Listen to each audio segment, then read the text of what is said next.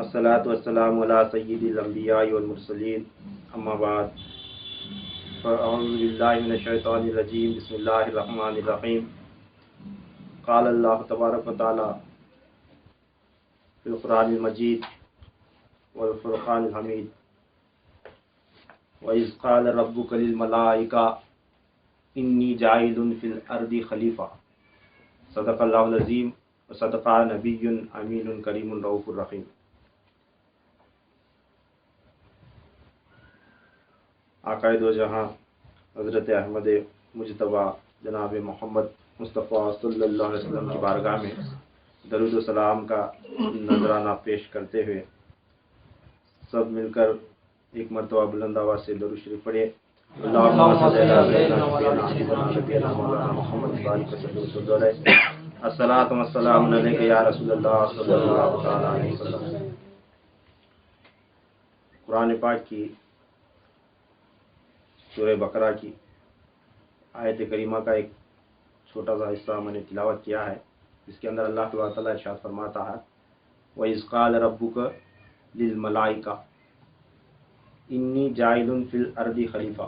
اللہ تبارک و تعالیٰ نے اپنے فرشتوں کے سامنے ارشاد فرمایا کہ میں زمین پر اپنا خلیفہ بنانے والا ہوں۔ جب اللہ تعالیٰ نے اس دنیا کو بنایا تو اب جب انسان کو بنانے کا وقت آیا تو اس وقت اللہ تعالیٰ نے فرشتوں سے یہ مشورہ کیا تھا کہ میں زمین پر اپنا خلیفہ بنانے والا ہوں۔ حضرت آدم علیہ السلام کی تخلیق سے پہلے جب یہ سارا معاملہ مکمل ہوا تو اللہ تبارک تعالیٰ نے جب حضرت آدم علیہ السلام کی تخلیق فرمائی، پھر اس میں نور مصطفیٰ پھونکا گیا، پھر روح پھونکی گئی، پھر حضرت آدم علیہ السلام زمین پر آئے تو وہاں سے زمین پر اللہ تبارک تعالیٰ کے خلیفہ ہونے کا یہ دور یہ شروع ہوا۔ حضرت آدم علیہ السلام اللہ تبارک تعالیٰ کے پہلے خلیفہ بن کر زمین پر آئے۔ تو اب حضرت آدم علیہ السلام کی اولاد بھی، پھر اس میں حابیل بھی ہوئے، قابیل بھی ہوا، پھر ان کی اولاد نسلیں چلتی گئیں آگے، پھر اسی کے اندر ان کی اولاد میں حضرت شیش علیہ السلام ان کے جانشین ہوئے، پھر وہ خلیفہ کہلائے۔ پھر اس کے بعد معاملہ چلتا ہوا حضرت نوح علیہ السلام تک آیا۔ پھر حضرت نوح علیہ السلام نے باغ ڈور سنبھالی، آپ اللہ تبارک تعالیٰ کے خلیفہ کہلانے لگے۔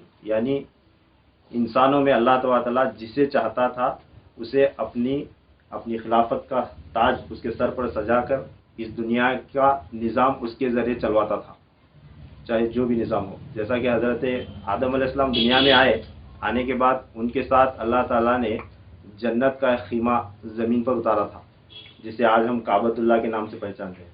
وہ جنت سے اترا ہوا ایک خیمہ تھا، حضرت آدم علیہ السلام کے ساتھ میں وہ اترا۔ پھر اس جگہ اللہ تعالیٰ نے جنت کا ایک پتھر اتارا جسے حجر اسود کہا جاتا ہے، اس پر بیٹھ کر حضرت آدم علیہ السلام اس خیمے پاس اللہ تبارک تعالیٰ کا ذکر کیا کرتے تھے۔ یہ اللہ تعالیٰ کے خلیفہ اول تھے انسانوں میں۔ پھر اس کے بعد ان کے بیٹے اس معاملے کو آگے بڑھائے، پھر حضرت نوح علیہ السلام کا زمانہ آیا، پھر حضرت ابراہیم علیہ السلام کا زمانہ آیا۔ حضرت ابراہیم علیہ السلام اللہ تعالیٰ کے خلیفہ کے طور پر نظام چلانے لگے۔ پھر اس کے بعد ان کی اولاد بھی، اب ان کی اولاد میں حضرت ابراہیم علیہ السلام کو خاص یہ شرف عنایت کیا گیا کہ آپ نے اللہ تبارک تعالیٰ کے گھر کی کعبۃ اللہ کی از سر نو تعمیر فرمائی، نئے سرے سے آپ نے تعمیر فرمائی، جو حضرت نوح علیہ السلام کے طوفان نوح کے وقت وہ کعبہ زمینوں میں دھس چکا تھا۔ اس وقت اللہ تعالیٰ نے وہ نشان بتایا اور حضرت ابراہیم علیہ السلام اور ان کے بیٹے حضرت اسماعیل علیہ السلام یہ دونوں مل کر اسی جگہ پر کعبۃ اللہ کی نئے سرے سے تعمیر فرمائی۔ پھر ان کے جو دوسرے بیٹے تھے حضرت اسحاق علیہ السلام، وہ یروشلم کی طرف چلے گئے، پھر وہاں پر مسجد اقصیٰ کی طرف وہ چلے گئے۔ پھر ان کی اولاد میں اسحاق علیہ السلام کی اولاد میں حضرت یعقوب علیہ السلام آئے، حضرت یوسف علیہ السلام آئے، پھر انہی کی اولاد میں حضرت موسیٰ علیہ السلام آئے، داؤد علیہ السلام آئے، ہود علیہ السلام آئے، اور عیسیٰ علیہ السلام تک یہ بنی اسرائیل کے جتنے بھی انبیاء کرام ہیں ان کی اولاد میں آتے گئے، اور خلافت کا یہ سلسلہ اللہ تبارک تعالیٰ کے فرمان کے مطابق چلتا رہا۔ اور ادھر حضرت اسماعیل علیہ السلام کی اولاد میں کوئی نبی نہیں ہوا مگر نیک صالحین بندے اللہ تبارک تعالیٰ اس میں بھیجتا رہا، اور اس کے گھر کی حفاظت ان لوگوں کے ذریعے ہوا کرتی تھی۔ اب وہ ایک سلسلہ چلا آ رہا تھا اب انبیاء کرام جتنے بھی آئے وہ ایک ہمیشہ یہ کہا کرتے تھے کہ آخری نبی آنے والے ہیں، آخری نبی آنے والے ہیں، جن کا نام محمد ہوگا وہ آخری نبی ہیں جن پر نبوت ختم ہوگی۔ یہ تمام بنی اسرائیل کے ہر نسل در نسل یہ بات چلی آ رہی تھی، تو انہیں پورا پورا مکمل یقین یہ تھا کہ آخری نبی جو ہیں حضرت محمد مصطفیٰ صلی اللہ علیہ وسلم بقیہ نبیوں کی طرح، بقیہ انبیاء کی طرح وہ بھی ہمارے ہی نسل میں آنے والے ہیں، یہ انہیں گمان تھا۔ تو یہ وہ توریت میں اور انجیل میں جو حضور صلی اللہ علیہ وسلم کی آمد کی جو آیتیں تھیں وہ اپنے بچوں کو پڑھواتے تھے اور یاد کراتے تھے کہ اس طرح نبی آئیں گے، جب آپ ان کا زمانہ پالو گے تو اس وقت ان پر ایمان لانا۔ انہیں پورا مکمل یقین تھا کیونکہ ہر نبی ان کی نسل میں آتا تھا، ہر نبی انہی کی نسل میں آتا گیا، تو یہ یقین کے ساتھ وہ ان کی نسل در نسل یہ باتیں آگے چل رہی تھی۔ اور ادھر کیا ہوا، حضرت ابراہیم علیہ السلام اور حضرت اسماعیل علیہ السلام کعبۃ اللہ کی تعمیر کرنے کے بعد حضرت ابراہیم علیہ السلام نے دعا فرمائی تھی کہ اے اللہ، تیرے گھر کی تعمیر کا کام تو نے ہم سے لے لیا، اب اس کا بدلہ یہ عطا کر کہ جو تو آخری نبی بھیجنے والا ہے وہ ہماری اولاد میں اسے بھیج، وہ میری ہی اولاد میں اسے بھیج، اور اسی میں ایک نسل امت مسلمہ کی قیامت تک قائم و دائم رکھ، اور تیرے سامنے انہیں جھکنے والا بنا۔ یہ دعا حضرت ابراہیم علیہ السلام کیے تھے۔ تو اس وقت کعبۃ اللہ کی تعمیر کے وقت ابراہیم علیہ السلام کے ساتھ ان کے بیٹے حضرت اسماعیل علیہ السلام ان کے ساتھ تھے، تو ان کے حق میں وہ دعا قبول ہوئی۔ کن کے؟ حضرت اسماعیل علیہ السلام کے حق میں وہ دعا قبول ہوئی۔ تو اللہ تبارک تعالیٰ وہ انبیاء، باقیہ انبیاء کی نسل میں بھیجنے کے بجائے حضرت اسماعیل علیہ السلام کی اولاد میں حضور صلی اللہ علیہ وسلم کی ولادت فرمایا۔ جو ہی آقا علیہ السلام اس نسل میں پیدا ہوئے حضرت اسماعیل علیہ السلام کے، تو انہیں جلن ہونے لگی۔ کیا جلن ہونے لگی؟ ان کو پورا یقین تھا کہ جس طرح تمام انبیاء حضرت یعقوب علیہ السلام اس میں آئے، حضرت یوسف علیہ السلام اس میں آئے، داؤد علیہ السلام اس میں آئے، ہود علیہ السلام اس میں آئے، الیاس علیہ السلام اس میں آئے، زکریا علیہ السلام اس میں آئے، یحییٰ علیہ السلام اس میں آئے، حضرت عیسیٰ علیہ السلام تک سب انبیاء اس میں آتے گئے، موسیٰ علیہ السلام وغیرہ۔ انہیں کیا ہوا کہ اب ہماری نسل میں نہیں آئے، ادھر آئے اس لڑی میں، تو انہیں ایک اندر سے بغض شروع ہوا ان کے اندر۔ تو اس بغض میں آ کر وہ کیا کرنے لگے، توریت اور انجیل میں جو حضور صلی اللہ علیہ وسلم کے تذکرے تھے اسے چھپانا یا مٹانا یا اسے تبدیل کرنا، یا آپ صلی اللہ علیہ وسلم کا حلیہ مبارک بھی اس میں درج تھا توریت اور انجیل میں۔ آپ صلی اللہ علیہ وسلم کی شکل و صورت کس طرح ہوگی، آپ کے زلف کیسے ہوں گے، آپ کے رخسار کیسے ہوں گے، آپ کا قد کتنا ہوگا، آپ کا سینہ کیسا ہوگا، پورے کا پورا مکمل تذکرہ تھا۔ پھر اسے بھی وہ لوگوں نے تبدیل کر دیا، اس وقت ان کے علماء نے، ان کے پادریوں نے اسے بھی مٹا کر دوسرا اس میں لگا، اپنی طرف سے جملے لگانا شروع کر دے، کیونکہ اگر شکل و صورت تبدیل کر کے بچوں کو بتایا جائے اور جب حقیقت میں جو تذکرہ تھا اس حساب سے جو نبی آئے گا تو لوگ نہیں مانیں گے، کیونکہ کتابوں میں الگ ہے اور یہ ان کی شکل و صورت الگ ہے۔ یہ ان کا گمان تھا، خیال تھا، اسی گمان میں ہو رہے، مگر اللہ تبارک تعالیٰ کی شان، اللہ تعالیٰ نے ادھر آپ صلی اللہ علیہ وسلم کی ولادت فرمائی۔ ولادت فرمانے کے بعد ادھر کیا ہوا تھا کہ حضور صلی اللہ علیہ وسلم کے جو آبا و اجداد تھے، اس میں بھی اب ظاہر سی بات ہے کہ ہر خاندان میں کچھ نہ کچھ تھوڑی کمی بیشی یا آپس میں بغض، ہمیں بولتے ہیں نا موٹی بھاشا میں، بھائی بندہ میں ذرا کیا آنے تو کیا خطا جبا، اس طرح کے معاملات جو ہے نا چلتے آ رہے تھے۔ وہ ہوا یوں تھا کہ حضور صلی اللہ علیہ وسلم کے آبا و اجداد میں حضرت عبد مناف ایک بزرگ تھے، عبد مناف، ان کو بچے پیدا ہوئے، دو لڑکے ان کو ایسا پیدا ہوئے، جب ان کی ولادت ہوئی تو ان کے دونوں کی پشت جوائنٹ تھی، دونوں کے پیٹو پیٹ جوائنٹ تھے، جڑوا تھے، وہ جو جڑوا بچے ایسا پیدا ہوئے جو آپس میں ایک دوسرے سے جڑے ہوئے تھے، دونوں کی پشت ایک دوسرے سے جڑی ہوئی تھی۔ اب اس طرح ان کی زندگی نہیں ہوتی، اس واسطے انہوں کیا کرے، اس وقت مشورہ کر کے انہیں کاٹ کر، ان کا آپریشن کر کے انہیں دونوں کو جدا کیا گیا، دونوں کو جدا کیا گیا، اور ایک کا نام رکھا گیا ہاشم اور ایک کا نام رکھا گیا امیہ۔ عبد مناف کے یہ دو بچے جو جڑوا تھے ان کا نام کیا رکھا گیا، ایک کا نام ہاشم اور ایک کا نام امیہ رکھا گیا۔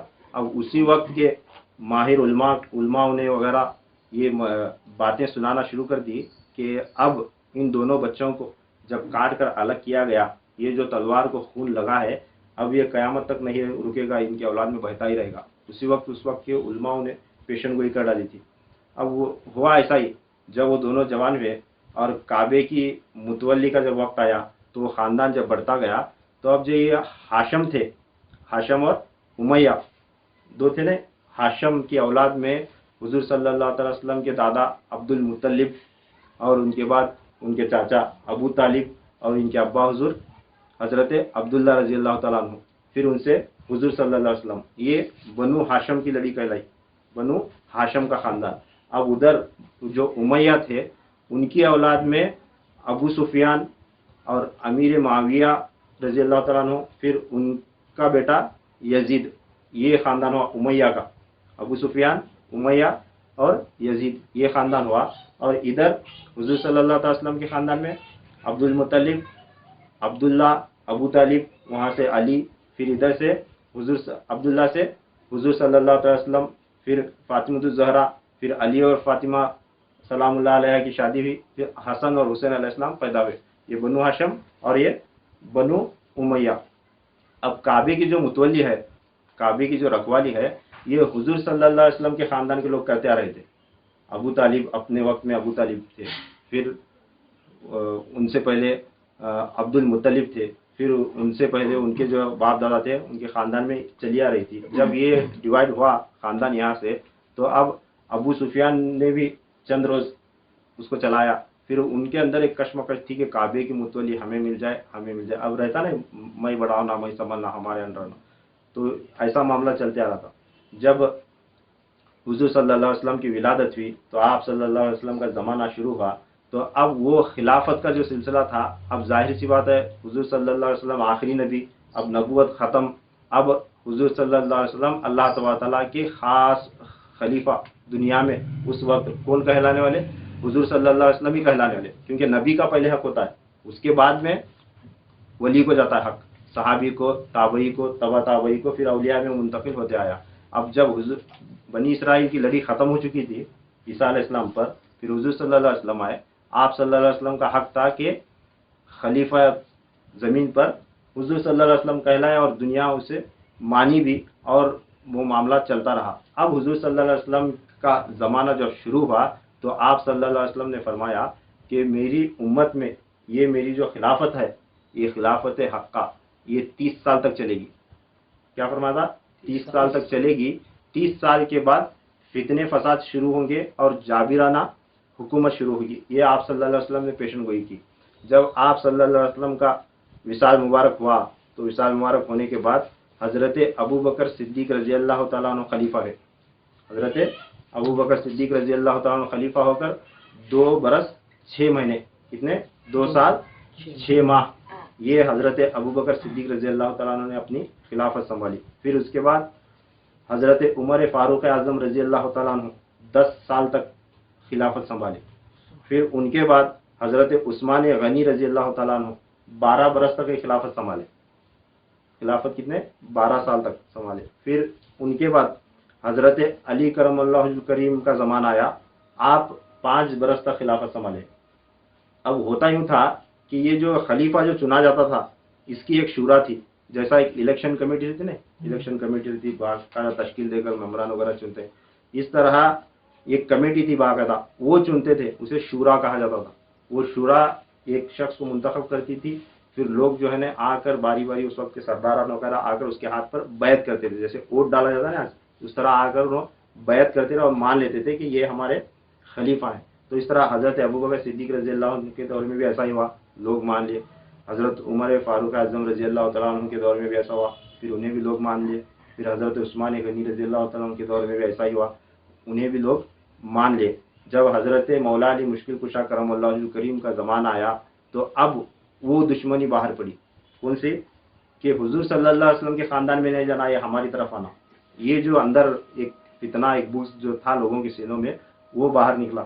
کیونکہ حضرت ابو بکر صدیق رضی اللہ تعالیٰ عنہ اور حضرت عمر فاروق اعظم اور حضرت عثمان غنی جامع القرآن ذو النورین رضی اللہ تعالیٰ عنہ, یہ حضور صلی اللہ علیہ وسلم کے اولاد میں سے نہیں ہیں.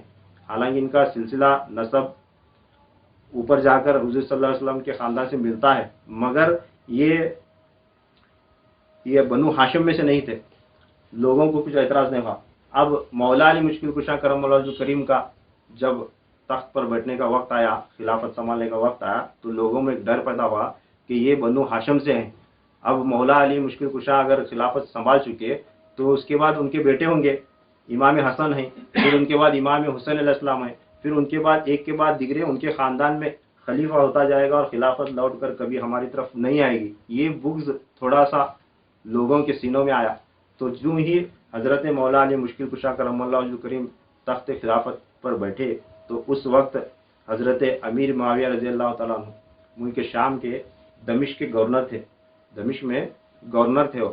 اب ان کا فریضہ تھا کہ آ کر جس طرح پہلے 3 خلفاؤں کی بیعت کی گئی تھی، اسی طرح حضرت مولا علی کی بیعت کرنا چاہیے تھا، بیعت کر کے ان کی غلامی اختیار کرنا چاہیے تھا، مگر انہوں نے لوگوں کے باتوں میں آ کر اپنی الگ سے حکومت کا ایک اعلان کر دیا۔ کون؟ حضرت امیر معاویہ رضی اللہ تعالیٰ عنہ اعلان کر دیے۔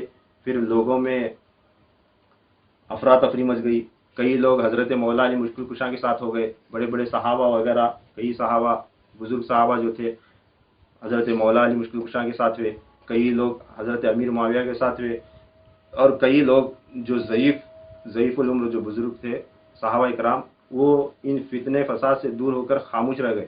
اب ان کو معلوم ہو گیا کہ اب آگے کیا ہونے والا ہے، کیونکہ حضور صلی اللہ علیہ وسلم جو پیشن گوئی دے چکے تھے، میری امت میں خلافت حقہ 30 سال چلے گی، اس کے بعد جابرانہ حکومت شروع ہوگی، یہ پیشن گوئی بھی آپ صلی اللہ علیہ وسلم کی پوری ہونے والی تھی۔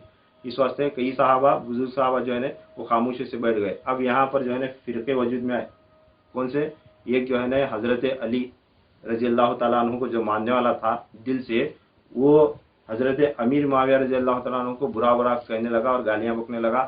اس مولا علی مشکل کشا کی محبت میں آ کر انہوں نے اپنا ایک گروہ بنا لیا، جس کو انہوں نے ہم شیعان علی ہیں، علی کو چاہنے والے ہیں، اس طرح وہ کہنے لگے، اور وہاں سے ان کا ایک گروہ اسی وقت سے شیعہ کہلانے لگا۔ کیا؟ شیعہ کہلانے لگا۔ پھر ادھر حضرت امیر معاویہ رضی اللہ تعالیٰ کے ساتھ جو لوگ کھڑے تھے، اس میں گڑبڑ تھی، اس میں ہر طریقے کے لوگ شامل تھے، اس میں خوارج بھی گھس گئے۔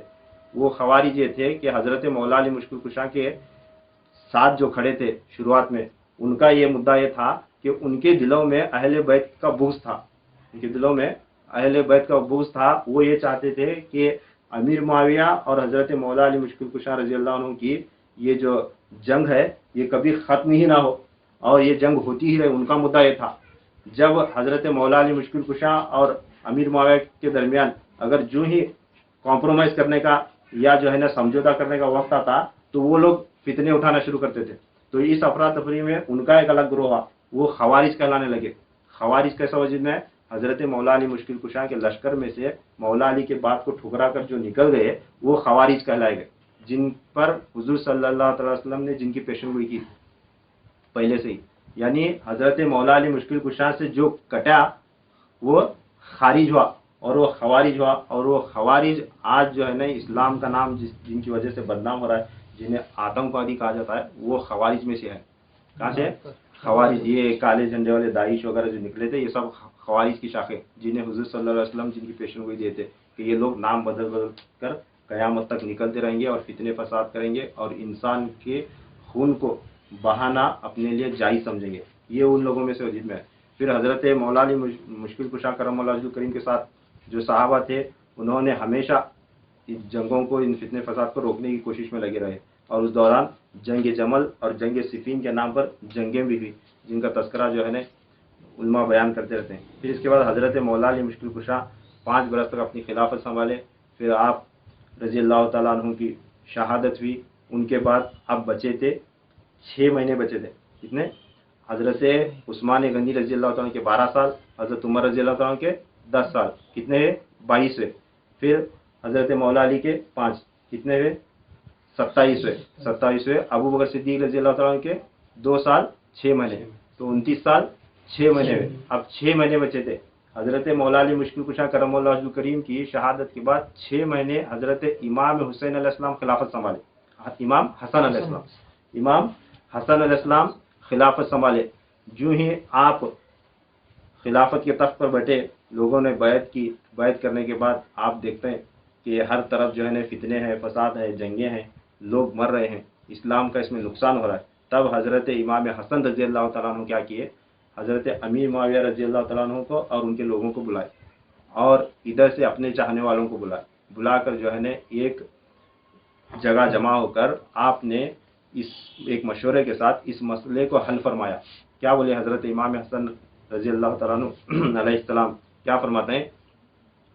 پہلے اپنے لوگوں کو بولتے ہیں کیا کہ اے اہل بیت کے چاہنے والوں، ہمیں ماننے والوں، اگر آپ کا خیال ہے کہ خلافت کا حق ہمارا ہی ہے، اہل بیت کا ہے، تو یہ ہمیں مل گئی. ہمارے ابا حضور بھی اپنی خلافت چلائے اور اب خلافت میرے حوالے بھی، اب 6 مہینے میں بھی خلافت چلایا. اب جو ہے نا یہ حق مجھے ہمارے خاندان کا ہمیں مل گیا، یہ بات فرماتے ہیں. پھر آگے حضرت امیر معاویہ اور ان کے لوگوں کو فرماتے ہیں کہ اے امیر معاویہ کے چاہنے والوں، اگر تمہارا خیال یہ ہے کہ خلافت کا حق امیر معاویہ کا ہے تو میں یہ خلافت میری اپنے مرضی سے میں یہ امیر معاویہ کے سپرد کر دوں. کیا بولے؟ انہوں بڑا دل کرے اور کرنا ہی تھا، کیونکہ آل رسول جن کی قدموں سے جو ہے نا دنیا کی بھی ہر نعمت بڑھتی، ہر جو بھی اللہ تبارک تعالیٰ نعمتیں دنیا میں تقسیم کرتا ہے وہ آل رسول کا صدقہ ہے، اور جنت کے سردار ہیں امام حسن علیہ السلام. اگر وہ بڑا دل نہیں کرے، وہ صلح نہیں کرائے، تو پھر کون ہے صلح کرانے والا؟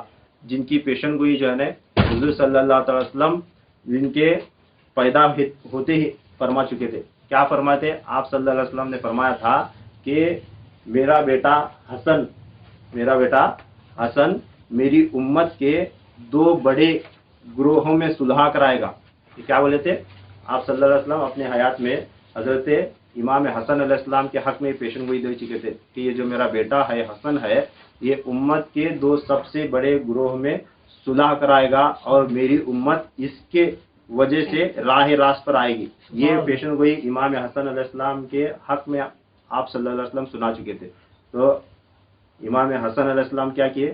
6 مہینے خلافت سنبھالنے کے بعد وہ خلافت اٹھا کر حضرت امیر معاویہ رضی اللہ تعالیٰ عنہ کے سپرد کرے. اب وہاں پر چند شرائط لگائے. اب خلافت اٹھا کر دیے، اس کا مطلب یہ نہیں کہ ان کو خلیفہ بنایا گیا، خلیفہ نہیں بنائے. جو خلافت حقہ 30 سال چلنی تھی وہ 30 سال مکمل ہو گئے.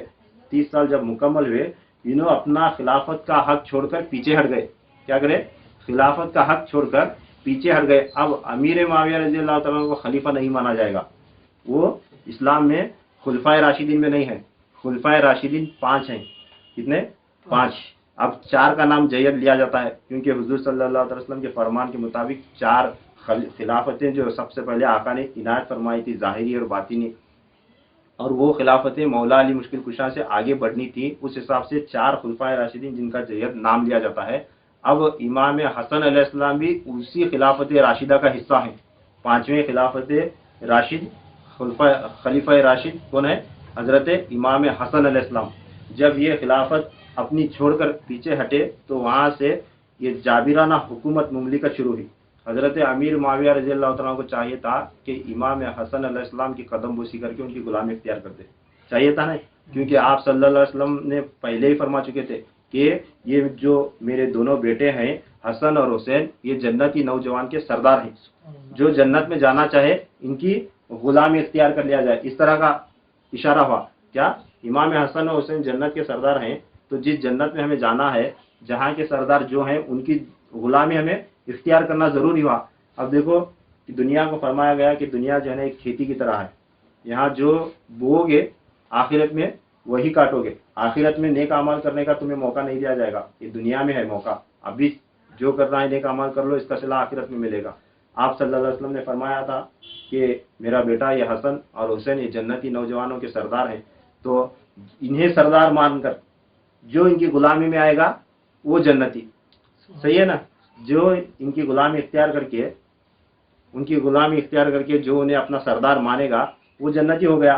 ظاہر سی بات ہے. اب دنیا میں جو شخص ان کی غلامی کو نہیں مانا، جو ان کی سرداری کو نہیں مانے گا، اور جو ان کی غلامی کو قبول کرنے سے انکار کرے گا، جنہیں اپنا سردار ماننے سے انکار کرے گا، اب اس کا معاملہ اللہ کے حوالے. وہ کس نیت سے نہیں مانا، کیا ہوا، کس واسطے ہوا، کیا ہوا، وہ خیر اللہ تبارک تعالیٰ کے سپرد ہے. اس پر زیادہ اندر جا کر بحث کرنے کی ضرورت ہمیں نہیں. علماء نے منع فرمایا ہے، کیونکہ حضور صلی اللہ علیہ وسلم کے حدیث مبارک ہے. آپ صلی اللہ علیہ وسلم نے فرمایا تھا الصحابۃ کل عدو، میرا ہر صحابی عدل پر ہے. اور حضرت امیر معاویہ رضی اللہ تعالیٰ عنہ کو آپ صلی اللہ علیہ وسلم کا صحابی ہونے کا شرف حاصل ہے. اگر انہیں صحابی ہونے کا شرف حاصل نہ ملا ہوتا تو آج جس طرح دنیا یزید پر لعنت بھیج رہی ہے اسی طرح ان پر بھی لعنت بھیجتی. صرف خاموش اس لیے رہنے کو کہا گیا ہے کیونکہ آپ رضی اللہ تعالیٰ عنہ حضور صلی اللہ علیہ وسلم کے صحابی ہیں، یعنی حضور صلی اللہ علیہ وسلم کے شاگردوں میں سے ہیں. صحابی یعنی کیا؟ ان کے شاگردوں میں سے ہے. استاد کون ہے؟ آپ صلی اللہ علیہ وسلم. اگر کسی کے شاگرد کو برا بھلا کہا جائے، گالی دی جائے تو وہ استاد تک غور کیا جاتا ہے. اس واسطے حضور صلی اللہ علیہ وسلم کی شان میں کچھ بھی گستاخی نہیں ہونا. اس واسطے اہل سنت والجماعت کے علماء منع فرماتے ہیں کہ حضرت امیر معاویہ رضی اللہ تعالیٰ عنہ کو ان کا حق دیا جائے اور انہیں صحابی کے نظر سے دیکھا جائے اور ان کی شان میں تنقید کرنے کی ضرورت نہیں. اور حضرت مولا علی مشکل کشا کرم اللہ وجہہ کریم نے بھی خود یہ فرمایا تھا کہ امیر معاویہ کو برا بھلا نہ کہو. یہ بھی روایتیں حدیث میں، اور یہ بھی آیا روایتوں میں، حدیث مبارکہ میں اور صحابہ کے اقوال میں کہ اتنی جنگیں ہوئی، اتنا سارا معاملہ ہونے کے باوجود بھی کبھی بھی حضرت علی رضی اللہ تعالیٰ عنہ نے امیر معاویہ کو نہ برا بھلا کہا نہ کچھ بھی ان کے خلاف بولے. اور ادھر سے امیر معاویہ رضی اللہ تعالیٰ عنہ بھی حضرت مولا علی مشکل کشا کے خلاف کچھ نہیں بولے. یہ آپساتی چند معاملات تھے. خیر، اللہ تبارک تعالیٰ کو ایک بہانہ ہونا، اللہ تعالیٰ کو کیا ہونا؟ ایک بہانہ ہونا. جیسا کہ حضرت آدم علیہ السلام کو زمین پر بھیجنا تھا، اس واسطے ایک ابلیس بنایا گیا. اسی طرح حضرت ابراہیم علیہ السلام کے خلاف ایک نمرود بنایا گیا. اسی طرح جو ہے نا موسیٰ علیہ السلام کے سامنے ایک فرعون بنایا گیا. اسی طرح یہ معاملہ امام حسین علیہ السلام کی شہادت ہونا ضروری تھی. یہ پہلے ہی پیغام آ چکا تھا اور شہادت کی نعمتیں دنیا میں بٹنا تھی اور شہید کو ایک بڑا بلند مقام مرتبہ ملنا تھا. اس واسطے وہ مقام دنیا کے لوگوں کو عطا کرنے کے واسطے امام حسین علیہ السلام کا شہید ہونا ضروری تھا. اس واسطے اللہ تعالیٰ نے ان لوگوں کو چنا، یزید کو چنا، بدبختی کے لسٹ میں اسے ڈال کر یزید کو چن کر اسے یزید بنایا اور امام حسین علیہ السلام کا شان بلند ہوئی، ان کا چرچا بلند ہوا. خیر، جب یہ معاملہ ہوا تو حضرت مولا علی مشکل کشا اور ان کے درمیان یہ معاملات ہوئے اور حضرت مولا علی مشکل کشا کی شہادت ہوئی. پھر اس کے بعد حضرت امام حسن علیہ السلام اپنی خلافت سنبھالے. پھر ان کے بعد امیر معاویہ کی حکومت شروع ہوئی. آپ خلافت کا حق چھوڑ کر بازو ہٹ گئے. پھر انہیں بھی دھوکے سے زہر دیا گیا امام حسن علیہ السلام کو. پھر ان کی اس میں شہادت ہوئی. حضرت امام حسن علیہ السلام جب اپنا حق چھوڑ کر پیچھے ہٹ رہے تھے اس وقت آپ نے چند شرائط امیر معاویہ رضی اللہ تعالیٰ عنہ کے سامنے رکھی تھی. کیا؟ کہ میں یہ خلافت آپ کے حوالے حکومت دے کر میں یہ خلافت چھوڑ رہا ہوں، پیچھے ہٹ رہا ہوں، مگر میرے بعد اب تم اسلام کا نظام چلاؤ گے مگر تم اپنا خلیفہ کسی اور کو مقرر نہ کرو گے. یہ شرط رکھی تھی حضرت امام حسن علیہ السلام نے. اور اپنے بیٹے کو خاص کر یہ خلافت کے تخت پر نہیں بٹھاؤ گے اور آل رسول کا جو حق ہے، جو انہیں دیا جاتا ہے، ان کا تمام حقوق ان کے برابر آپ کے جو ہے نا حکومت سے ادا ہوتے رہیں گے اور آل رسول کی عزت عظمت کا خیال رکھنا یہ آپ کے ذمہ ہے. اس طرح کی کئی شرائط لگا کر حضرت مولا امام حسن علیہ السلام اپنی خلافت چھوڑ کر جو ہے نا پیچھے ہٹ گئے. پھر اس کے بعد حضرت امیر معاویہ رضی اللہ تعالیٰ عنہ کا دور شروع ہوا، ان کی حکومت کا دور شروع ہوا. کئی ان کے زمانے میں بھی جنگیں ہوئیں، کئی خدمات انہوں نے اسلام کے خاطر انجام دیے. ان کے زمانے میں، ان کے دور حکومت میں کئی ملک بھی فتح ہوئے. پھر جب ان کا آخری وقت آیا تو روایتوں میں الگ الگ چیزیں آئی ہیں کہ یہ بھی ہے کہ یزید جبراً تخت پر بیٹھ گیا ان کے انتقال ہونے کے بعد، اور یہ بھی ہے کہ نہیں، حضرت امیر معاویہ نے اسے یزید کو تخت پر بٹھایا اور خلافت کا حق اپنی یزید کو عطا کیا اور تاکید کیے تھے کہ آل رسول کے ساتھ ادب کے ساتھ پیش آنا.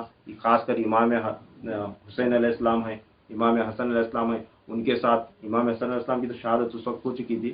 امام حسین علیہ السلام ہیں تو ان کے ساتھ نرمی کے ساتھ پیش آنا. یہ سارے تاکید انہوں کر کے گئے. اس طرح بتاتے ہیں علماء کرام، ایسا روایتوں میں ہے. خیر، جو بھی ہوا، مگر جو ہی یزید حکومت سنبھالا، جیسا ہی اس نے حکومت سنبھالی اپنی، تو سنبھالنے کے ساتھ سب سے پہلے اس نے یہ کام کیا کہ اہل بیت، اسے معلوم تھا کہ جتنے بھی لوگ اب موجود ہیں اس میں بزرگ صحابہ بھی ہیں اور اہل بیت بھی ہیں اور دوسرے لوگ بھی ہیں.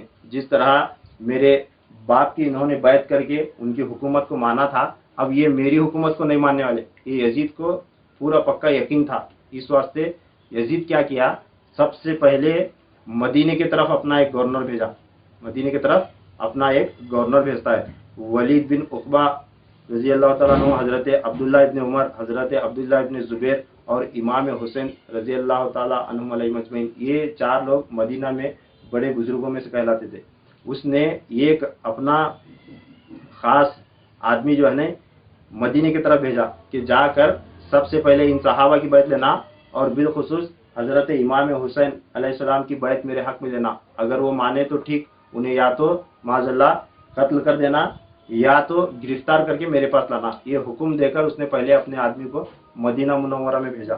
جب مدینہ منورہ میں بھیجا تو اس وقت وہاں کے حاکم کے پاس جب یہ پیغام ملا تو انہوں نے حضرت امام حسین علیہ السلام کو اپنے بارگاہ میں بلا کر ان سے مشورہ کیے. پھر وہاں سے جو معاملہ پیش آیا، اب اس کا آگے کا جو باتیں ان کے درمیان ہوئی، یہاں سے آگے کا بیان میں آپ لوگوں کو کل سناؤں گا. کل تو آج محرم کی پہلی تاریخ ہے، پہلی نشست ہے. اتنا بیان اب تک کا جو خلافت راشدہ کے حوالے سے میں نے بیان کیا. اب آج محرم کی پہلی تاریخ، یہ کربلا کا جو معرکہ ہوا یہ محرم کی 1 تاریخ سے شروع ہوا. یہ محرم کی 1 تاریخ سے شروع ہوا. اب اس کی تھوڑی تفصیل بتا کر میں بیان کو ختم کروں گا. اب روایتوں میں ہے کہ جو بار بار ہم علماء سے سنے کہ 72 لوگ کربلا کے میدان میں شہید ہوئے. اب جو میرے پاس جو روایت ہے، یہ جو کتاب ہے، اس کے اندر پورے نام، ان کی ولادت کی تاریخ اور ان کے وصال کا دن یہ مکمل موجود ہے ان کے ناموں کے ساتھ. اور اس میں 74 لوگوں کے نام ہیں. اتنے کربلا کے میدان میں جو شہید ہوئے وہ 74 لوگ ہیں. اب اس کے اندر ایک خاص بات یہ ہے کہ کربلا کا جو معرکہ شروع ہوا محرم کی 1 تاریخ سے 10 تاریخ تک لگاتار اس میں کئی لوگ شہید ہوئے. کل 74,000 حضرات کے اس میں نام ہیں. اب اس کے اندر ایک خاص بات یہ ہے کہ ان 74 لوگوں کے علاوہ کربلا کا معرکہ شروع ہونے سے پہلے حضرت مسلم بن عقیل رضی اللہ تعالیٰ عنہ، حضرت امام مسلم بن عقیل رضی اللہ تعالیٰ عنہ اور ان کے 2 بیٹے حضرت محمد ابراہیم، امام حسین علیہ السلام کے مدینہ سے نکل کر کربلا پہنچنے سے پہلے یہ آگے گئے تھے. کون؟ حضرت امام مسلم اور ان کے 2 بیٹے محمد اور ابراہیم. یہ 3 حضرات کربلا، امام حسین علیہ السلام کربلا کو پہنچنے سے پہلے گئے تھے. تو ان کی شہادت بھی جو ہے نا ہمارے حساب سے کربلا کا حصہ کہلاتی ہے. ان کی شہادت بھی جو ہے نا کربلا کا ہی حصہ کہلاتی ہے. اگر ان کا شمار کیا جائے تو 77 لوگ ہوتے ہیں. کتنے؟ 77. 70 پر 7 لوگ. اب ان کے اندر کربلا کے میدان میں جو لوگ شہید ہوئے ان کی تعداد ہے کہ امام حسین علیہ السلام کے رفقا، غلام، دوست، احباب، ان کو چاہنے والے، ان کی کل تعداد ہے 54 حضرات. کتنے؟ 54. 54 حضرات ہیں. 54 حضرات یہ اصحاب حسین ہیں. امام حسین علیہ السلام کو چاہنے والے، ان کے دوست، ان کے غلام وغیرہ ملا کر یہ 54 حضرات ہیں. اور امام حسین علیہ السلام کے گھر والے، امام حسین کے علیہ السلام کے خاندان والے کل 19 حضرات اور امام حسین علیہ السلام کو ملا کر 20 اہل بیت. کتنے شہید ہوئے؟ 20 لوگ شہید ہوئے. 20 لوگ یہ اہل بیت کے اور 54 لوگ ان کے چاہنے والے. یہ ملا کر کل کتنے ہوئے؟ 74 لوگ کربلا کے میدان میں شہید ہوئے. سر تو باری باری میں نے ارادہ کیا کہ اب جس طرح میں خلافت راشدہ کا بیان کر کے آج 1 تاریخ ہے تو 1 تاریخ کو کون شہید ہوئے ان کا صرف تذکرہ سنا کر بیان ختم کروں گا. پھر کل یہ خلافت راشدہ کے آگے کربلا کا تھوڑا واقعہ بیان کروں گا.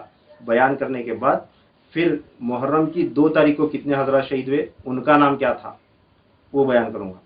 تو سنیں کہ محرم کی 1 تاریخ کو جب یہ کربلا کا معرکہ شروع ہو رہا تھا، اس وقت اب حملہ کرنے کی یزیدیوں نے مکمل تیاری کر لی.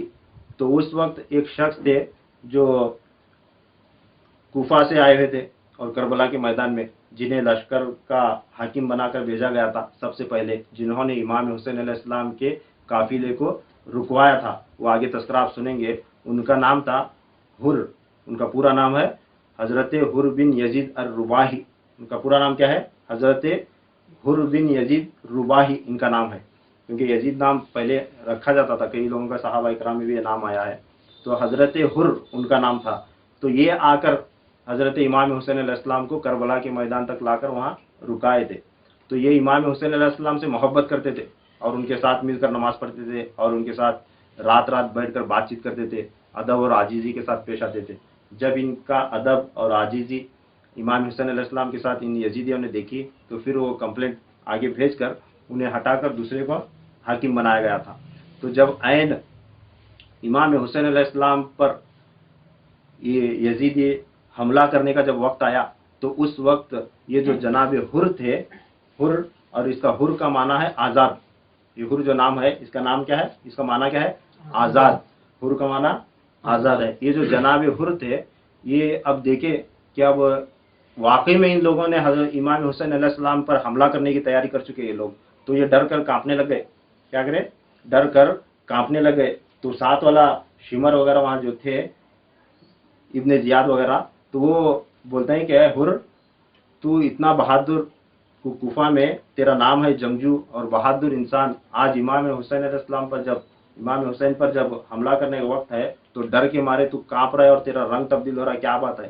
تب وہ لوگ بولتے ہیں کہ مجھے ایک طرف جنت اور ایک طرف جہنم نظر آ رہی۔ بولتے ہیں کیا بولتے ہیں؟ تم لوگ واقعی میں ہمارے رسول کے نواسے پر حملہ کرنے جا رہے ہو، واقعی کیا تم انہیں شہید کرو گے؟ یہ بات سوچ کر مجھے ایک طرف جنت اور ایک طرف جہنم نظر آ رہی ہے۔ یہ بول کر اپنا گھوڑا دوڑاتے ہیں، اپنا گھوڑا دوڑا کر امام حسین علیہ السلام کی بارگاہ میں حاضر ہوتا ہے، حاضر ہو کر آپ سے معافی طلب کرتے ہیں، اے امام حسین علیہ السلام، میں نے آپ کو یہاں رکایا، میں نے ہی آپ کو آگے جانے پر مجبور کیا، پھر وہاں سے لے کر یہاں آیا، میں نے آپ سے سب اپنے اوپر لینے لگتے ہیں کہ میں نے ہی آپ کے ساتھ کیا، میں نے آپ کے ساتھ یہ کیا، میری بہت بڑی غلطی ہو گئی، یا امام اگر میرے حق میں اب بھی معافی ہے تو میں توبہ کرنے کے لیے تیار ہوں۔ تب امام حسین علیہ السلام فرماتے ہیں کہ اب بھی تجھے اللہ معاف کرنے والا بڑا ہے، تو دل سے توبہ کر، تجھے تیرے حق میں معافی ہے۔ تب یہ معافی طلب کرتے ہیں حضرت حر، طلب کرنے کے بعد امام حسین علیہ السلام سے معافی طلب کر کے یزیدیوں پر حملہ کرتے ہیں اور یزیدیوں کے ساتھ لڑ کر وہ شہید ہوتے ہیں۔ یہ جنگ شروع ہوئی محرم کی 1 تاریخ کو، بدھ کا دن تھا، دوپہر سے جو ہے نا یہ جنگ چہارشنبہ یعنی بدھ کا دن دوپہر کے وقت سے یہ جنگ شروع ہوئی، کتنے؟ 1 محرم کو۔ حضرت حر یہ جو تھے، ان کی ولادت ذی الحج کی 11 تاریخ کو ہوئی تھی، ذی الحج کی 11 تاریخ، اور ہجرت کے 15 سال پہلے حضور صلی اللہ علیہ وسلم نے جو ہجرت فرمائی تھی، جہاں سے ہجری شروع ہوئی، یہ ہجرت کے واقعے سے 15 سال پہلے بدھ کے روز ان کی ولادت ہوئی تھی۔ یہ دمشق میں پیدا ہوئے تھے حضرت حر۔ تو ان کا وصال محرم کے مہینے میں 61 ہجری میں ہوا، بدھ کے روز ہی ان کا وصال ہوا، جو پہلا معرکہ کربلا کا ہوا۔ تو اس حساب سے ان کی عمر 75 سال کی عمر تھی۔ عمر کتنی تھی ان کی؟ 75 ایئر کے تھے، 75 سال ان کی عمر تھی۔ پیدا ہوئے تھے ہجرت سے 15 سال پہلے، 11 ذی الحج کو پیدا ہوئے تھے، اور 61 ہجری میں محرم کی 1 تاریخ کو ان کا وصال ہوا۔ جب ان کا وصال ہوا، جب یہ شہید ہوئے، تو شہید ہونے کے بعد ان کے ایک بھائی تھے جن کا نام ہے حضرت مصعب۔ حضرت مصعب یہ حضرت حر کے بھائی، جب انہوں نے دیکھا کہ میرا بھائی شہید ہوا تو انہیں بھی جوش آیا اور یہ بھی نکلے اور حضرت امام حسین علیہ السلام کے پاس جا کر معافی طلب کر کے پھر انہوں نے بھی الٹا یزیدیوں پر حملہ کریا اور یہ بھی شہید ہوئے محرم کی 1 تاریخ کو۔ ان کی ولادت ہوئی تھی رجب کی 13 تاریخ کو، اور ہجرت کے 7 سال پہلے، ہجرت سے 7 سال پہلے ان کی ولادت ہوئی تھی۔ اس طرح ان کی عمر بنتی ہے 67 ایئر، کتنی؟ 67 ایئر ان کی عمر تھی۔ یہ حضرت حر کے بھائی، ان کی شہادت ہوئی۔ پھر ان کے ساتھ حضرت حر کے ایک بیٹے تھے، حضرت علی بن حر الرباہی۔ حضرت جناب حر کے ایک بیٹے بھی اس میدان میں موجود تھے۔ جب انہوں نے دیکھا کہ اپنے ابا اور اپنے چاچا شہید ہو گئے تو یہ بھی حضرت امام حسین علیہ السلام کے قافلے میں شریک ہوئے جا کر، शरीक होकर फिर इन्होंने हमला किया और ये भी शहीद हुए। इनकी विलादत हुई थी 27 सफ़र 8 हिजरी में पैदा हुए थे। 27 सफ़र 8 हिजरी में इनकी विलादत हुई थी। तो इनकी उम्र थी 52 बरस, 50 पर 52 ईयर्स इनकी उम्र थी। फिर उरवा बिन कुबुश हबशी, ये गुलाम थे, जनाब हुर के ये गुलाम थे। जब इन्होंने देखे कि हमारे सरदार भी शहीद हो गए, उनके भाई भी शहीद हो गए, उनका बेटा भी शहीद हो गया, तो फिर ये गुलाम भी हज़रत इमाम हुसैन अलैहिस्सलाम के साथ शरीक हो गए। शरीक होकर इन्होंने भी शहादत नोश फरमाई। तो इनकी विलादत थी शाबान को, हिजरत से 19 साल कबल इनकी विलादत, और विसाल मुहर्रम 61 हिजरी में हुआ। तो इनकी उम्र थी 79 ईयर। तो ये बुजुर्ग थे इतने, 79, 89 बरस इनकी उम्र थी। ये मुहर्रम की 1 तारीख को ये 4 हजरात जाम शहादत, इन 4 हजरात ने नोश फरमाया।